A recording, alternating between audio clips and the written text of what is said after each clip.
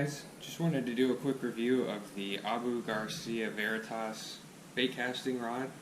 I picked this rod up about 2 weeks ago. It is a medium heavy 7'1" moderate fast action tip bait casting rod. I typically like Abu Garcia rods. I also have a Vengeance that has done well for me, so I thought I'd try a little higher end model. I picked this up at Cabelas on sale. They were running a good discount on this rod. It's normally $99 retail price. I got this rod 7'1" to be a little bit longer. Most of my other rods are 6'6", 6'10", so I wanted to try something 7 foot or longer. It casts nicely. I use this rod for crankbaits, chatterbaits, Texas rigs, jigs. I kind of like the moderate fast tip as opposed to a fast tip. Once in a while, I think it's a little bit more forgiving on hook sets if you set the hook too quickly. So I just wanted to show a couple minutes of video of the rod, explain a couple things that I like and a couple things that I think could be improved. First thing that I noticed I do like, the color. Obviously it's neat to have a white rod. Most rods are black or silver. It's got this nice kind of glossy, sparkly paint to it. It looks nice. The rod so far has been very, very sturdy.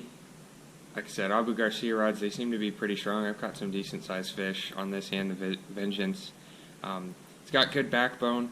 The tip, like I said, moderate fast. It's a little bit slower than the traditional true fast, but I've kind of found I do like that. So strength, tip, color. The hook keeper is a little bit strange. I don't typically put my hook there. I put these Fuji easy keepers on all my rods that you can flip up and use as a hook keeper. I prefer those. This one with the Veritas, it would probably be okay, but I feel like that's going to bend out after a while. So not entirely blown away with that.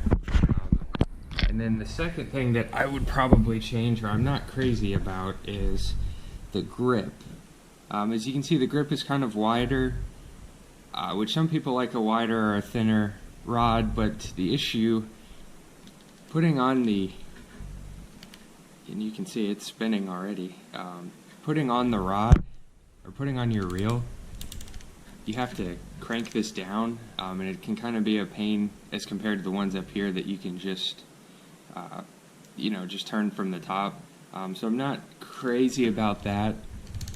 And then this whole mechanism is glued on there, which, as you saw, it kind of started to turn. I'm not sure how long that glue is going to last. I may need to try and do a warranty replacement. I've only had this a couple weeks, so that part's not ideal. Also, I would probably improve the trigger here. On my Vengeance, it's more of a longer, curved, almost like a pistol trigger, and this one's actually pretty straight and pretty short. Let's see if we can get it good. As you can see, it doesn't really pass my fingers very well, so sometimes it feels like you're not really grabbing onto a whole lot. So I would probably put a longer and a curved trigger if I were to do any improvements to this rod. And then if you like to, palm your reel, holding it up here, there's not a whole lot of coverage here for the bottom of your hand when you're palming the reel. So I would probably improve that. But otherwise, it's EVA foam grips, which are fine, nice, pretty standard. That part's comfortable. I kind of like the thicker handle than too thin. You feel like you're grabbing onto something, which is nice when you're fishing. It's got kind of a matte, soft plastic reel seat, which I like. The matte plastic is comfortable and smooth. Just this whole mechanism I may update. And then it does have a pretty short, it's hard to tell in the video, but it has a pretty short butt section. which some people like and some people don't. It's probably good for fishing from a kayak or something like that. It's fine for bank fishing, which I mostly do.